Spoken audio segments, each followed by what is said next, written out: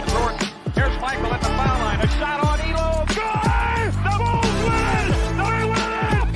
James catches, puts up the three. Won't go. Rebound time.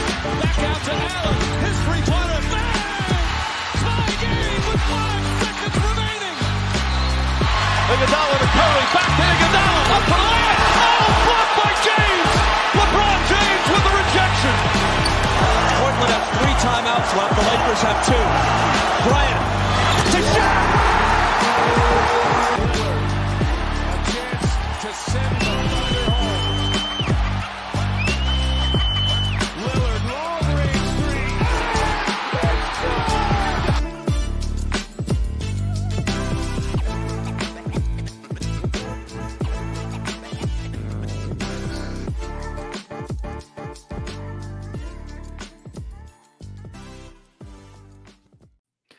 What's going on, everybody? How we doing? Welcome to this week's edition of the 48 Minutes Basketball Network podcast. I am Tim Daniel.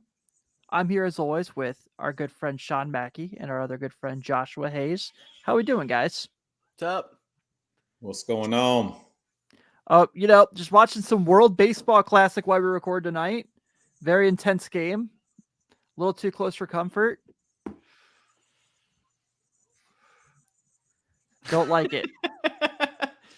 Don't I like just had it. a peek real quick. I agree with you, man. I'm completely out of the loop on this one. Who is playing right now?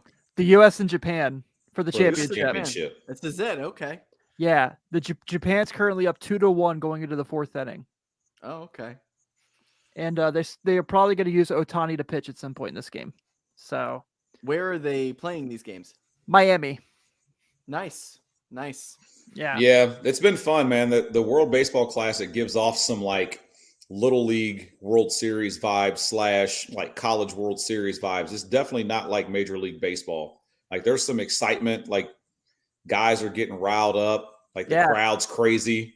So the crowd's been the best part.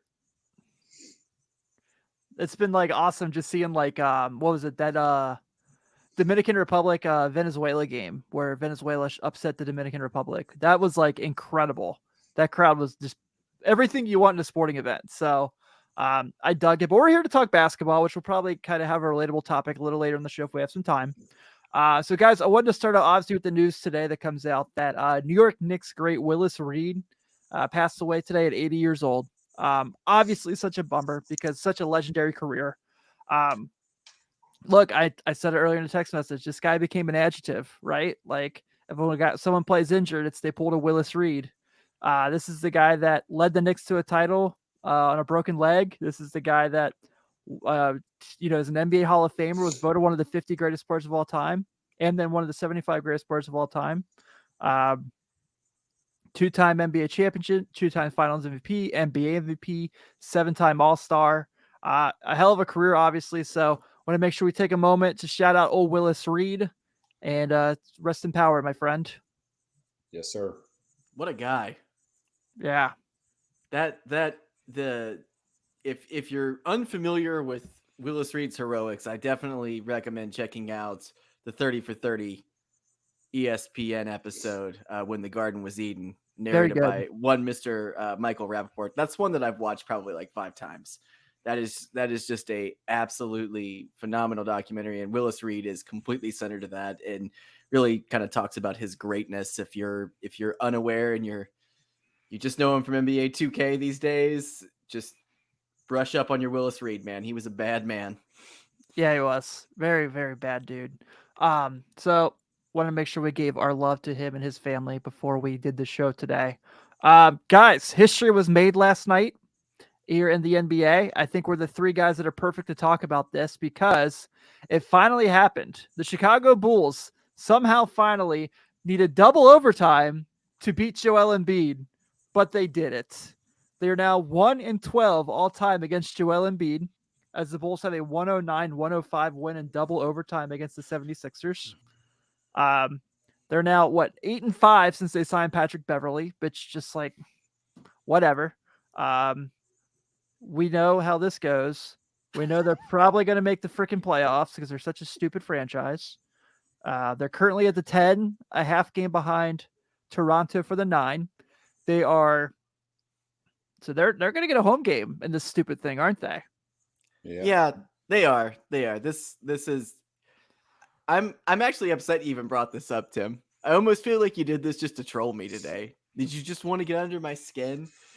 Did you want to rub it in my face that my favorite franchise of all time continue to make stupid moves?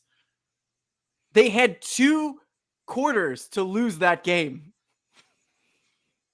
They could have went 0-13 against Philadelphia 76er great Joel Embiid, but they just Patrick Beverly, Zach LaVine couldn't let it go. And what a low-scoring double overtime affair! I know. 109. Come on, man. It was like the fourth quarter was like 78-74 at one point. I flipped over to Minnesota and New York, and it was 74-70 at halftime.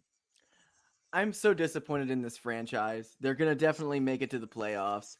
They're going to end up losing they're going to make the play-in game, or they're actually going to make it into the first round, and it's going to be a disaster. But that's cool because Jerry Reinsdorf will make some money off of 2 games. It's just going to be 4 games the whole series, regardless of circumstance. They're not going to win anything, and then we're going to lose the draft pick. So great, good Shot. job. Why do you hold on to the draft pick? The draft pick was never going to be theirs. It was just never going to happen. It could have if they would have just gotten rid. Yes, it could have. They were so far up. They were never going to catch up to where everyone else was. If they would have got rid of DeMar DeRozan and Vooch, who is a free agent, is going to end up leaving this season. Actually, you know what? He'll probably resign. They'll probably resign him. Yeah, they'll resign him. But regardless, they were both worth money before the trade deadline. They could have traded them in freaking January. And they could have tanked their way through the rest of the year. And then they could have shut Zach down the last 8 weeks or something and said his ankle hurt or something. But they're too stupid to do that. So here we go. All right, I'm sorry. So we had what? We had 32 losses when we got Pat Bev. We had to. What place did we have to finish to keep the top 4? Top 4. Charlotte and Detroit are 50 and 56 losses. And the Spurs are 52 and the Rockets are 54. We weren't catching them. We weren't catching any of those teams. Well, it doesn't matter if you win. If you get a little bit lucky in the draft, it could happen. It could happen. What was Derrick Rose's chances of landing to the Bulls? Oh, very slim. I agree, but this is way different. I don't know. Remember, they fought this whole anti-tanking thing for lottery purposes to make it harder. Well, it's dumb. It's all dumb. The great thing is we turn right back around tomorrow and play the Sixers again. So we can start a new losing streak. We'll get that loss right back. Yeah, double overtime 109-105. Wasn't that like Kings Clippers double overtime game? Something like 171 to like 164. Like it was up there. Yeah. Talking about opposite sides of the spectrum, man. So weird. Oh man. But yeah, just had to make sure we touched on that because it was a thing. And it's a slow news day. So want to kind of bring up old Dylan Brooks. Yeah. For the old Memphis Grizzlies because, oh my God, he is becoming the most hated player in the NBA. And that's saying something when Draymond Green is like, yeah, this guy sucks. Like when Draymond Green says something about you, that says something. Just got suspended for a game for getting his 18th technical foul of the year. This is a guy who started fights with a ton of dudes. Now he just kind of picks, he wants to smoke. I'm all for like wanting to smoke. Like I'm all for, but like I don't need a taller Pat Beverly, and that's what he is. And it's like not in a good way either. 2K today posted that start bench cut of Dylan Brooks, Draymond Green, and Pat Beverly. I was like, what are you guys getting at here? Like, what are you getting at? But this Grizzlies team, obviously, look, we know one circumstance. We're not talking about that. We discovered it already. Looks like he's going to be back playing tomorrow, though, which is good for him. I'm happy to see he's getting better. But this is a Grizzlies team that's really trying hard to be hated. They're really trying a little too hard to, like, be hated. And I think it's like, they're being hated, but for the wrong reasons. It's like they're not the heel. They're the guy that no one wants to see in the match is what they are. Well, this is a full smoke thing. I mean, and it's not that they want to be hated. They want to be hard. They like want people to respect them. They want to come off as, tough guys and everything. And you know what? The Grizzlies are number 2 in the West right now. Right. Which means they would be number 4 or 5 in the East if they were there right now. Mhm. Ja Morant's coming off of his weird drama. Dylan Brooks, he's taking this moment right now to really bask in the glory of being the guy, I guess, right now. And, I'm okay with it. I feel like every good team typically has some sort of clown player at some point. Some of them are a little more evident than others, but like this is their clown guy. And, it's fine. He's going to get suspended. I think that's stupid. Why? I don't know why. 18 technicals? How does that even happen?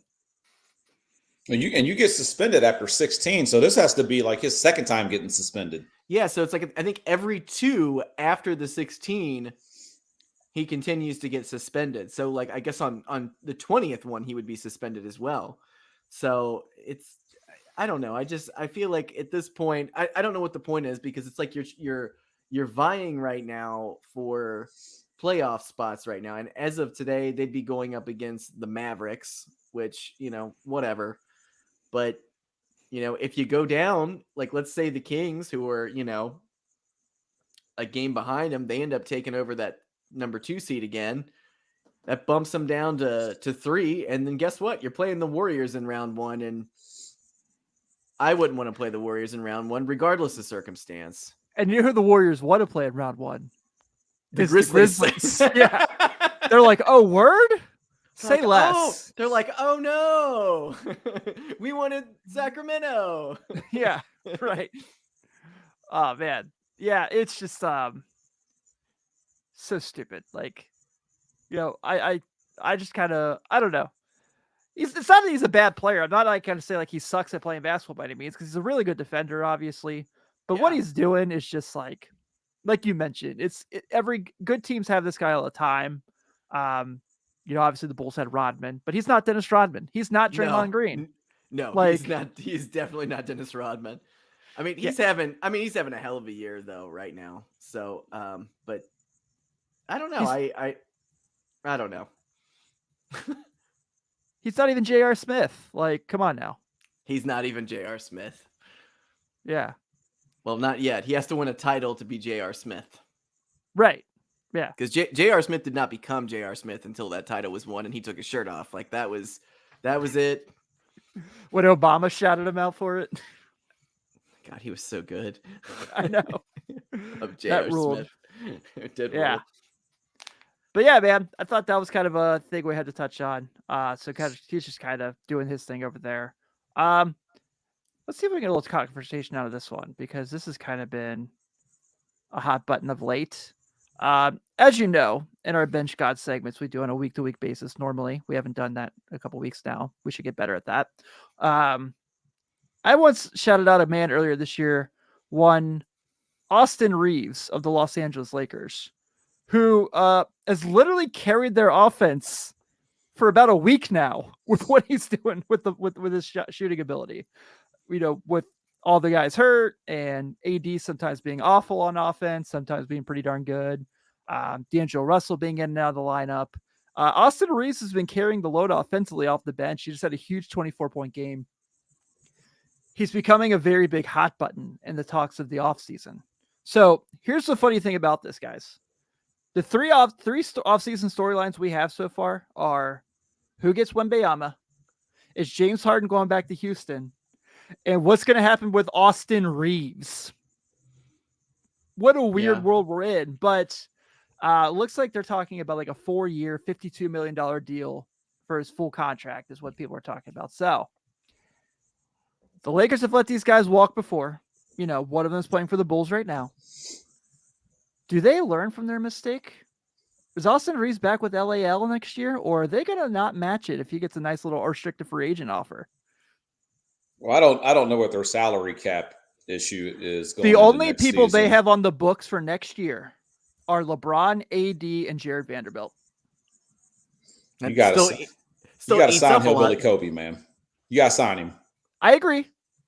You got to sign him. I mean, at the most critical point in your season, trying to keep yourself relevant, to even have a shot at getting into the playoffs to get a title, he is carrying the load on the nights that AD is off.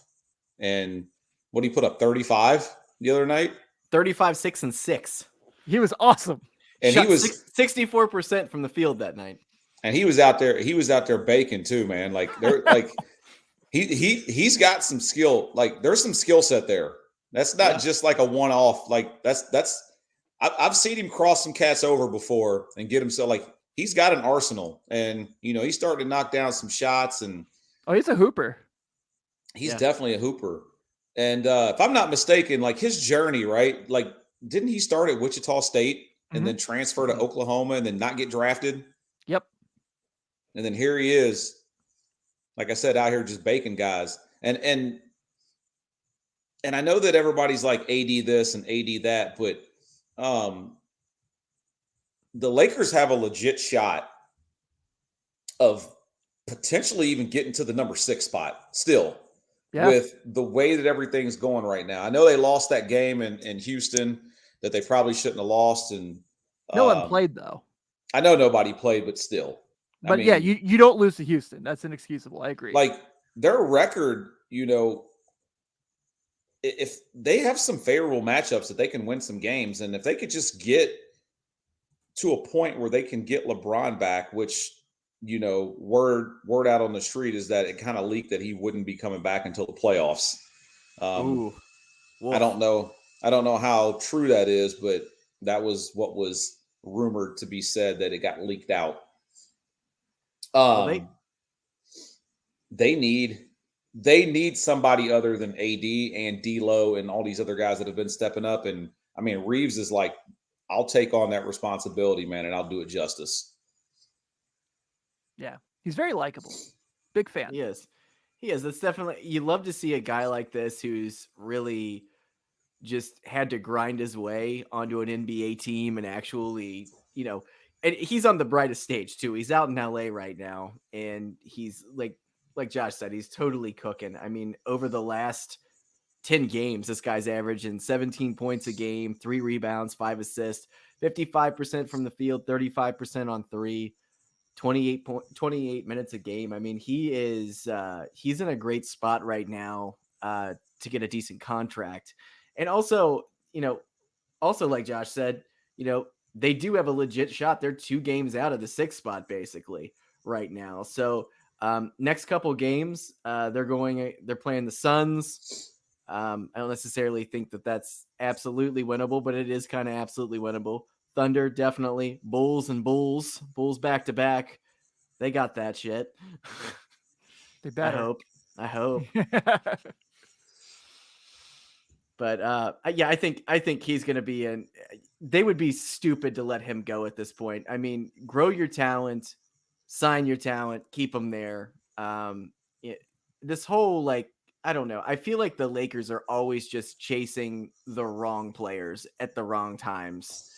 Like Russell Westbrook, perfect example of that, But I tell you what's going to get interesting. Fully blame LeBron on that one though. I'll tell you what's going to get interesting, and I don't know how this is going to play out, right? But their last 4 games, Jazz, Clippers, Jazz, Jazz, Clippers, Jazz, and who's the other team that they play? But they got a chance that this is going to come down to the Suns. So it goes Jazz, Clippers, Suns, Jazz. These 2 Jazz games, all of a sudden become super important. Yeah. Especially with the Jazz, they won't go away, man. I was saying the Jazz was the team that was going to fall out and the Lakers were going to get in.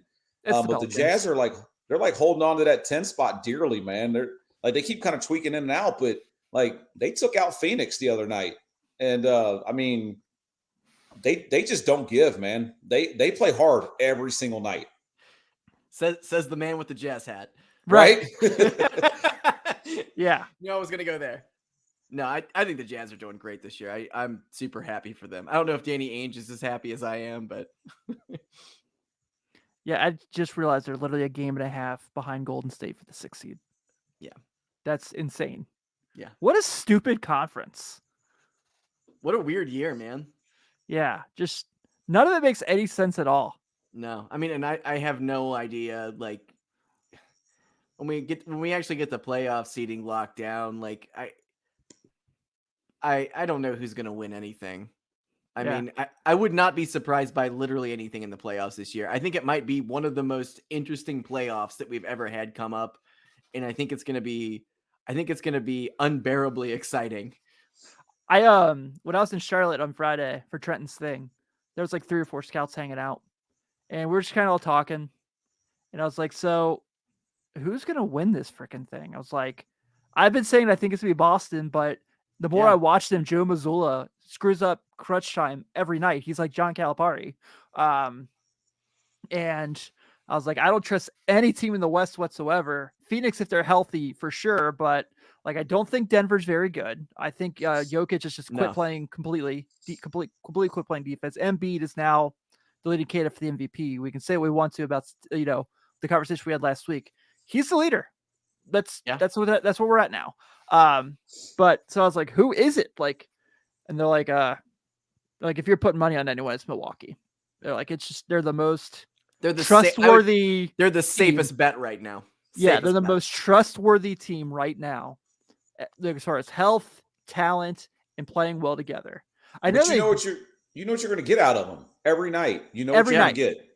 Well, and Brook Lopez has reinvented himself as a defensive superstar. Oh my God. I mean, he's probably going to win the Defensive Player of the Year this year. I mean, it is so funny to think where we were like a couple years ago, where like nobody really wanted him, and then he ended up on the Lakers, and he had that really good year where he decided he was going to become like the best 3-point shooting center of all time. And then they were like, we're good. And they don't re-sign him. He eventually ends up in Milwaukee. He ends up starting out there, and he has been so good. And he is such a part of their success. Him and Ru Holiday, especially, like they are so defensively sound with him. He is I love Brook Lopez, man. He's a great player. He's a really, really great player. He's done a lot of amazing 3-and-D center. Yeah.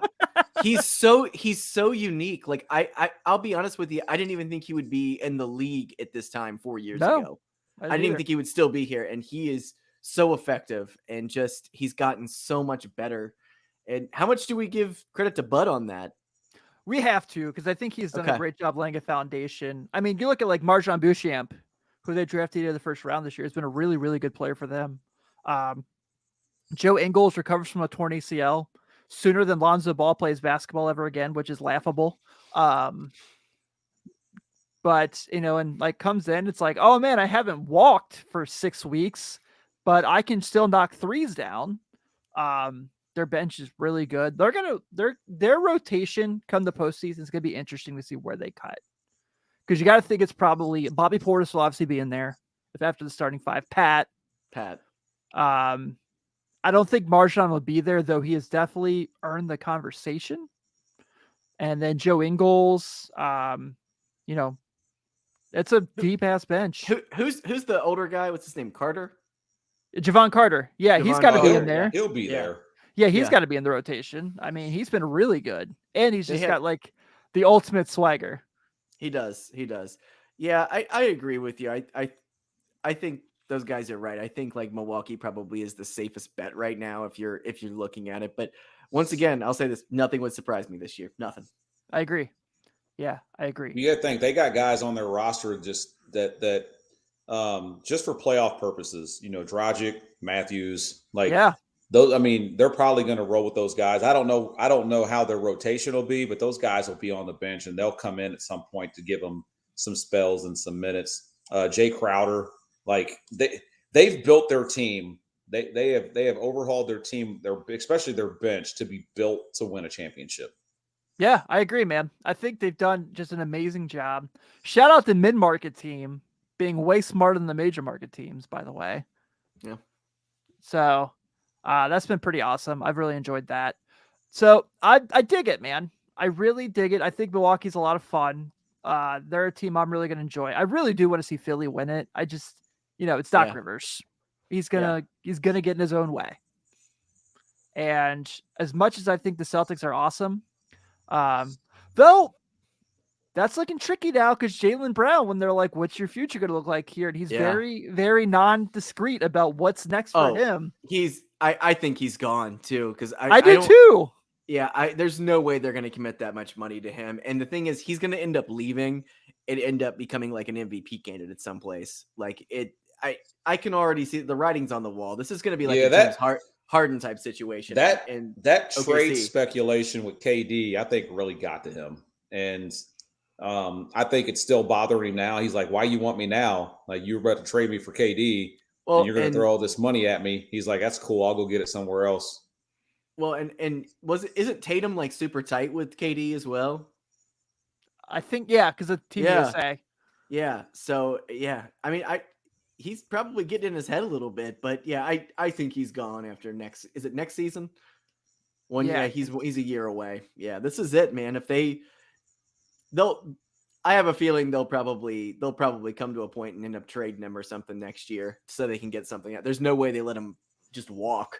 I would hope anyway if they were smart, but Yeah, he's also really good friends with Kyrie Irving, so take that for what it is. Him being Jaylen Brown, I don't know Jason Tatum's relationship with Kyrie Irving.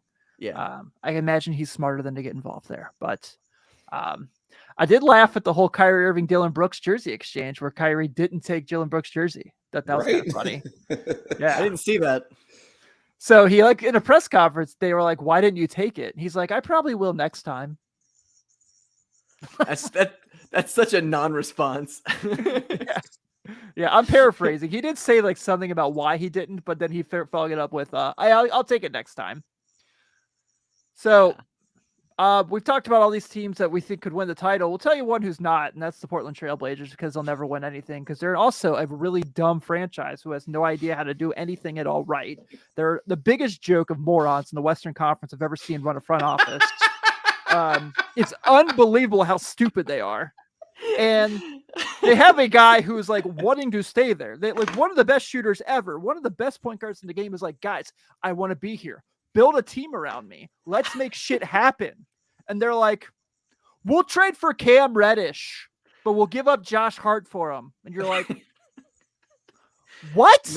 No, dude, Portland's been a clown show for years, man. And they have squandered. Unreal. They have squandered 10 seasons of a gift of an NBA player that is Damian Lillard. Like, he's not even one of the greatest shooters of all time. He's one of the greatest players of all time. I mean, and he's probably their best player they've ever had. He is the Joey Votto of the Portland Trail Blazers. That's a good one. It's like he's on this island. The Calvin Johnson of the Portland Trail Blazers. Yeah, he is great. He is absolutely great at what he does. He goes out there and gives 110% every single night that he plays. He's so competitive. He's such a good shooter. Like, I don't even think we talk about, like, I mean, I would say he's downright underrated as a shooter, and he just won the 3-point contest. Seriously. He's an Olympic gold medalist. He's a multi-time All-Star. Like, yeah, and he refuses to leave, and they refuse to build around him. Like, what the hell are they doing? Like, he had an out 2 or 3 years ago, too. When all those rumors started hitting, he could have left. Yeah. He could have been like, get me the F out of here. Let's go. And they would have probably been like, yeah, that's fine. We don't care about anything. So sure, they would have done it. They would have done it because they don't care about anything. They've never cared about anything. This is a team that hasn't won a title since Bill freaking Walton was on there in the 70s. They don't know how to run an operation. They squandered Drexler. They squandered, Brandon Roy, but that's Brandon Roy, thing. LaMarcus Aldridge duo should have been unbelievably incredible. It was awesome. It was incredible. What was that one stat? Those two and Greg Oden had like an 78% like winning percentage, like a 70-80 winning percentage as a trio. Sure. When they were all playing together. What was that, like 8 games or? It was like, yeah, it was only like, it was like 50 or 60, but like, okay. I didn't know they played that many games together. I didn't either. That's incredible. Yeah, I think Alex gave me that stat actually. That's definitely an Alex stat. He is a closet Portland Trailblazers fan. Always has been. Like that guy.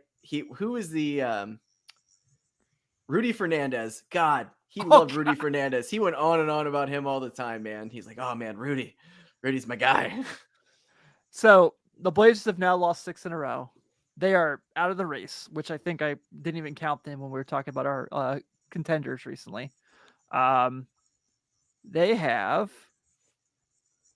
let me just look real quick and see where they're at. They are currently locked at the 6th spot in the lottery, which the Bulls were supposed to get that pick because it was lottery protected. So I think we're at the point where, how many games do they have left? Like 10? Yeah. Shut them down. Shut them down.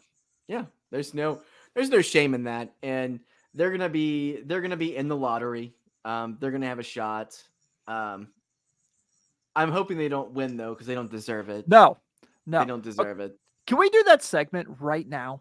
Let's go. Let's do it. Who are the most deserving teams for Victor Wembanyama in the lottery? I'm going to go number one, Orlando. Absolutely. They want to win. For once, they're doing the right moves in their franchise history. For once, what they're doing makes sense. Yeah. Yeah. I'm going to go number 2. I'm good. Go ahead. Go. Number 2, you're gonna all right. Let me pick one. Here we go. Yeah, go for it, please. So I'm gonna go ahead and say this is another team that I like what they've done. They've just been riddled with injuries and dumb shit. The Pelicans. Okay. Josh, who do you have for 3 in the most deserving Wembanyama sweepstakes? Not the who's going to get him, because Houston does not deserve him. One, it's none of those 3 teams that are in the bottom in the West. No. Nope. They should be suspended. They should all be suspended and barred from even drafting in the first round next year, and just let their picks go to somebody else. But in all honesty, I'm going to go with Detroit. I feel like Detroit is they're young. They've drafted well over the past few years. That they're guys they drafted. I mean, their number 1 pick got hurt, and they're still playing hard. They're still trying to win games. And I mean, I think he just brings another piece to that team where they have a young core, and then you might see in a couple years here where Detroit turns it around. So I definitely like the Orlando pick. I know, Sean, you've been a big fan of Orlando all year. You think they're fun to watch. They got some really good young pieces. Dude, I could only imagine Victor and Banchero. Oh my God. Give it to me. What's the Batista meme? Give me what I want.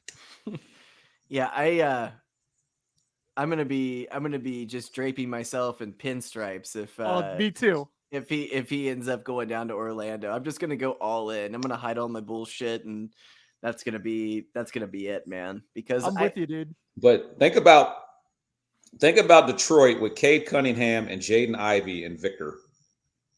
Dude, not even that. Jalen Duren, James Wiseman. Like, your big man. Well, I was just saying that because those were their last 2 picks coming. Oh yeah, for sure. Low key, they're too far ahead. I can't imagine unless we have a Derrick Rose situation. If the Pacers somehow win this lottery, I'm going to be so freaking excited.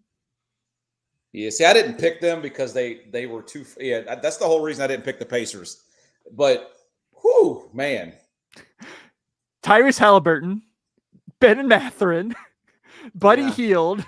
Yeah. Miles Turner, Victor Wembanyama, yes. Dude, you move Miles to the 4? Oh my Lord. So you have to. Yeah. And I think just for the sake of, I think they're doing it the right way. I hate that the franchise come to this. The Spurs definitely deserve to be in the deserving conversation, not the undeserving conversation. Like Houston, Charlotte, no, you guys don't deserve them. Get out of here. Why do you think the Spurs are deserving though? Because they've tanked like hell this year too. Yeah, but you gotta think about this, man. Like, they've been good for so long. 20 something years of just winning.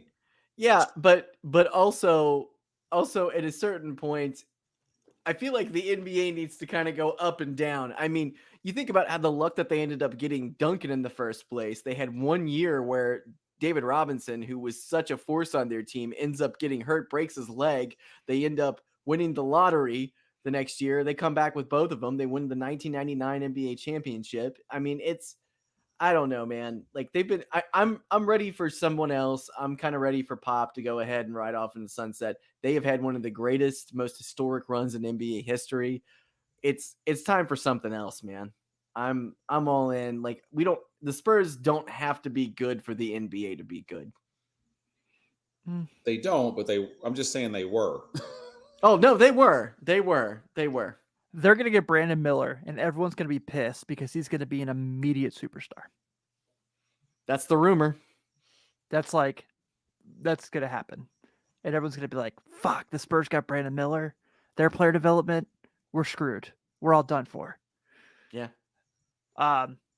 Yeah, I think I can see both ways, but yeah, I mean, I think the Spurs are still a really well-ran organization. It's not like they have some doofuses that are like think that like they know how to like establish a basketball team. They just got old and they're like, okay, we're old. Let's get younger and let's get better players. And they have a guy to build around in Keldon Johnson.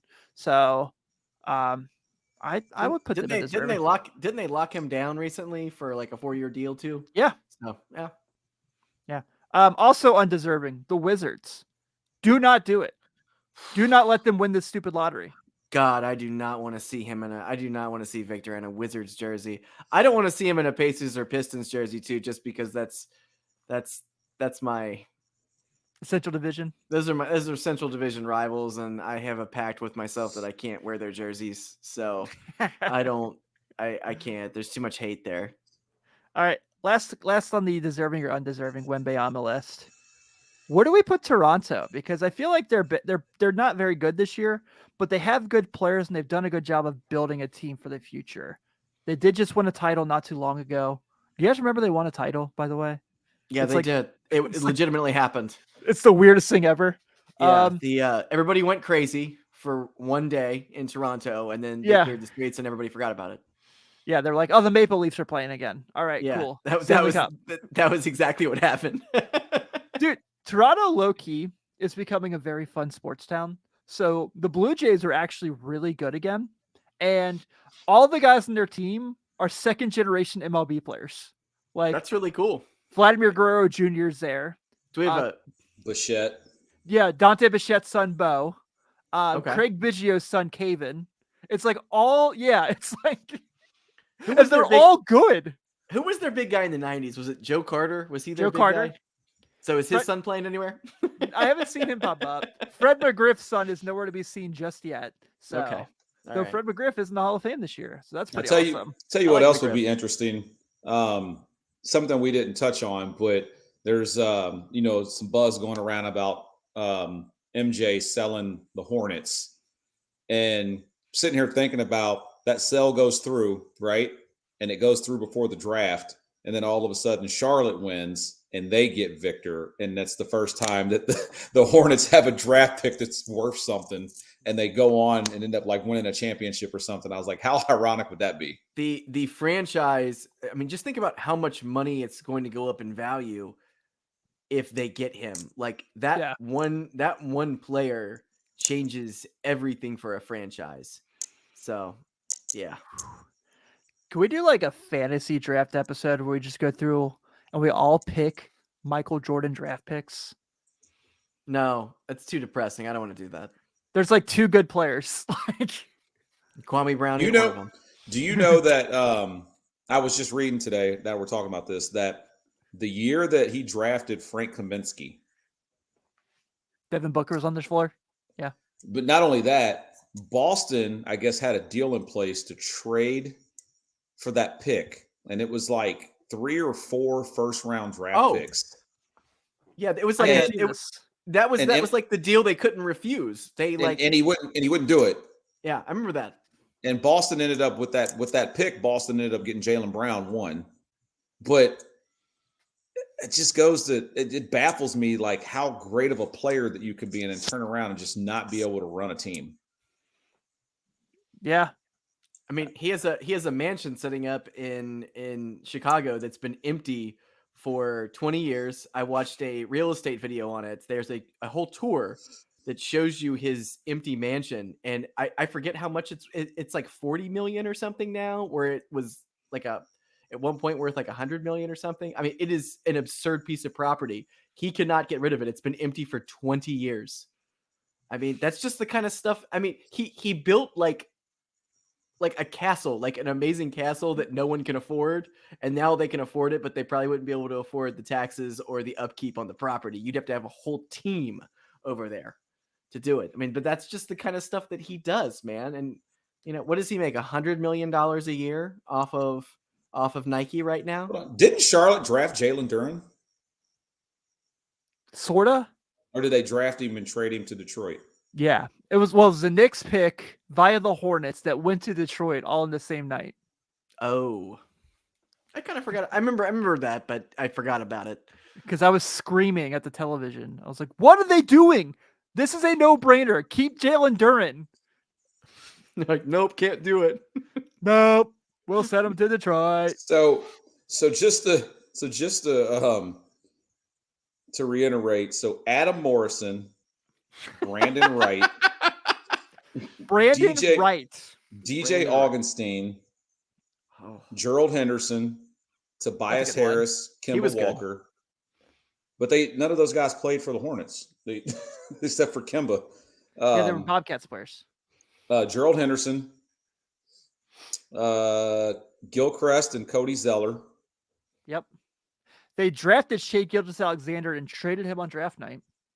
I was about to say Shai. I didn't know that. They drafted Shai and traded him. Malik Monk, Malachi Richardson, Frank Kaminsky. Malachi Richardson. Oh my God. Oh. I mean, if you did an all Jordan first round draft pick team, they are probably going down as beating the Bobcats' worst season record. You didn't even mention Juan Dixon, Kwame Brown. Kwame Brown.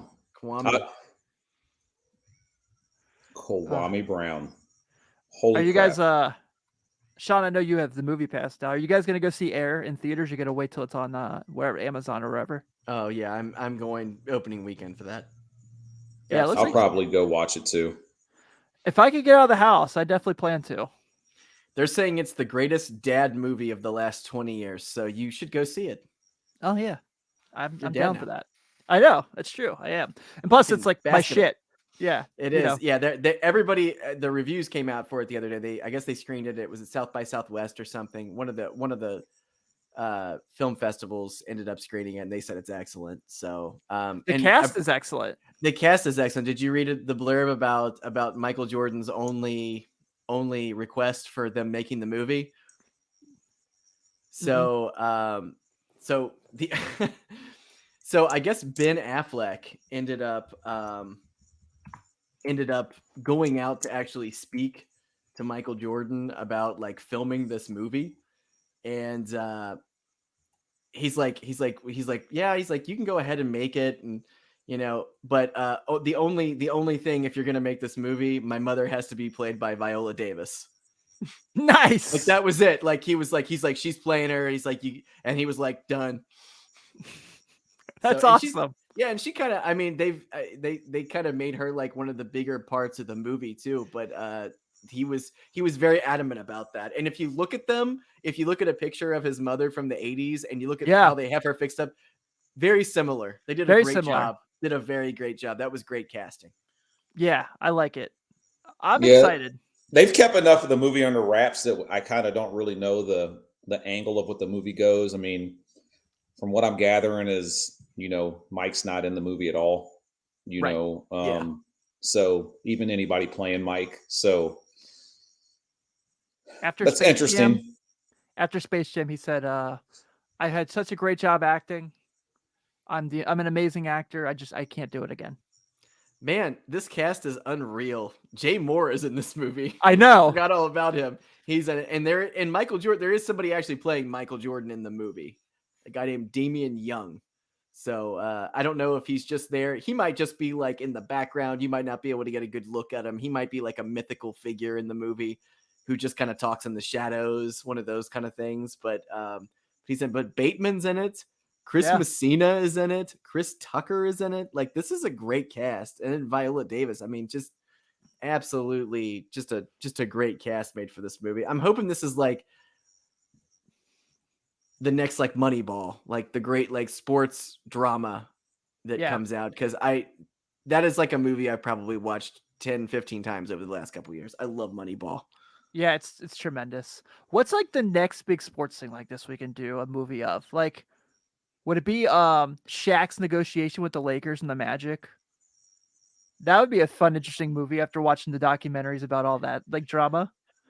Yeah. The thing is, I don't think I feel like the guys like our age would really enjoy that, but I just don't think there's enough lore there to captivate a casual audience with the Orlando Magic, because like there's a lot of kids today, they don't really know who Penny Hardaway is. Like they know he's a coach, but they don't know. I mean, they have no idea how big of a player he was and how popular he was and how popular Shaq was. So yeah, I mean, think about it. Off the top of my head, I've not seen it yet, but Disney just did a movie about Giannis, who is probably one of the top 3 most famous basketball players in the game right now, right? And it was like straight to streaming, no movie, nothing. I hear it's good. And it probably is. What I'm saying is like they tried to make the buzz out of it, but still there's only a few athletes that anytime that a movie's going to get made, that there is going to be buzz about. And, it's guys like Michael Jordan, Tiger Woods, and I think LeBron James will probably be in that category after he retires. If they decide to do something, for him. But not many guys can, 30, 40 years later. I mean, we're talking Jordan hasn't played since 2003. So 20 years after retirement, still got the #1 selling shoe. They have a movie coming out about how the deal went down for the shoe to even happen. And it's like, people can't wait to go see it. He's the sole reason the Bulls are still in the top 5 in merchandise sales every year. Yep. He's probably still got the Bulls #1 selling jersey. Yeah, I'm sure he does. 100%. It's just embarrassing, but it is what it is. Him All and right. Will Perdue. Jason Caffey is a close 3. Oh, man. So, want to kind of get some into this real quick before we get out of here. This week's full court heave. So, Josh and I mentioned earlier, World Baseball Classic has been super fun. Team USA right now down 2 runs in the 6th inning, running out of chances. But it's been, great. It's been a lot of fun. It's awesome to see like people really getting into it. And we've talked about this before with like the World Cup's obviously huge whenever it happens in soccer. We obviously all go crazy over the Olympics. But like, I think the FIBA World Championships are always left out here. And I'm kind of curious your guys' thoughts on this, on like what you want to see that they can take away from the World Baseball Classic to make this more enjoyable. Because one of the big things I'm noticing is like, so World Baseball Classic, US is normally competitive, doesn't always win it. The World Cup, the women's team is always in the running. They don't always win it. The men's team, occasionally in it. We kick ass in basketball every time. I don't know why. It's like, we're America. We're like, oh, okay, whatever. They just put a ball in a hoop. But it's like, yeah, but we kick ass at it every year. And you guys are like, maybe this men's soccer team might make the World Cup. And the basketball team goes out there and whoops ass every time. And it's not like a star power. Kevin Durant plays. Jason Tatum plays. It's a lot of great players. So here's what I think has happened over the years, right? So since 92, the Olympics was made the big deal, right? It was the first time we were allowed to get pro athletes in the Olympics. So 2000, so you got 92, 96, 2000 gold, 2004. And then all of a sudden, whatever year it was where we finished, I think it was 2004 where we got the bronze. Yeah. And then 2006, they lost the World Championships. Yeah. And then 2006, we lost the World Championships. And I feel like that was like the last time we came back and won it. And then I think that was like the last time it was relevant. Then it's always still been about the Olympics for some reason. It's like, hey, everybody wants to beat the U.S. in Olympics. So like we got to send teams to the Olympics to be able to compete. And then we take FIBA, right? And we use it to qualify for the Olympics, and we don't Yeah. take the same team that we take to the Olympics sometimes. That's a great point, actually. Most of the time they don't. Right. So, it's almost like we use that for a stepping stone to play in the Olympics. And I'm kind of with you, Tim. I was like, I feel like the FIBA championship should almost be more important than the Olympics, just based off of all these other countries they're catching us. Like, I don't care what anybody says, they are catching us For sure. in skill set. I mean, even this past Olympics when we went, I mean, it took heroics. Australia beat him the first game, yeah. Right, Australia. And it took heroics from Kevin Durant for us to be able to even win the Olympics. You know what I'm saying? Him and Tate, like, these guys had to step up and play some serious basketball. So, like, people are coming for us. But I don't know. I've never understood why the international piece of that tournament has not been important to us as the Olympics are. Yeah, I agree. Completely agree. I feel like the atmosphere would be a lot better too. Like, if we make those games important, I mean, we would play in some smaller arenas where it only fits like 15, 16,000 people, and like, let's go at it. Yeah, we don't have to play at the Garden. Also, it's weird. America never really hosts FIBA.